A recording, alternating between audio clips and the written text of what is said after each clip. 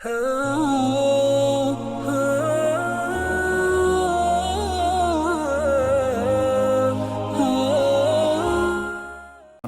व बरकातुहू। ये एक भाई का सवाल है कि जुमे वाले दिन या जुमे की रात को अगर कोई फौत होता है तो क्या वो आदमी कब्र के अज़ाब से महफूज रहेगा और जन्नत में जाएगा।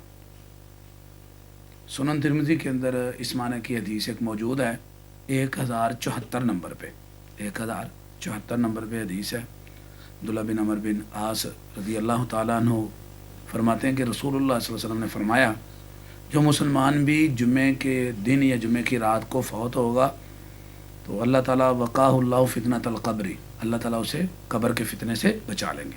ये रिवायत सुनन तिरमिज़ी में मौजूद है, लेकिन इस हदीस की सनद जो है ना वो ज़ईफ़ है, सही नहीं है।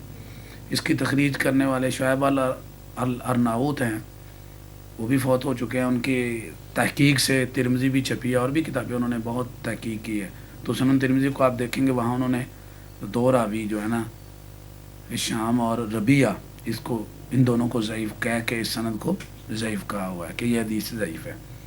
और ख़ुद इमाम तिरमिज़ी रहमहुल्लाह ने जब इस हदीस को नकल किया तो इसके नीचे कहा इस्नादुहु, इसकी जो सनद है इस हदीस की, वहादा हदीसुन लैसा इस्नादुहु बिमुत्तसिलिन, इस हदीस की सनद मुत्तसिल नहीं। तो इमाम तिरमिज़ी रहमहुल्लाह ख़ुद बता रहे हैं कि इस हदीस में जो अब्दुल्ला बिन अमर बिन आस से नीचे रबिया बिन सैफ है, उसने अब्दुल्ला बिन अमर बिन आस से सुना ही नहीं है।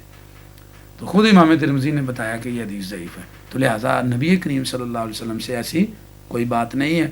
तो जो लोग इंशाअल्लाह नेक अमल करेंगे वो कब्र के अज़ाब से भी महफूज हैं और जन्नत में भी दाखिल होंगे। अल्लाह ताला ने कुरान पाक के अंदर इरशाद फरमाया है ना, अल्लज़ीना आमनू व अमिलुस्सालिहाति उलाइका अस्हाबुल जन्नह हुम फ़ीहा खालिदून।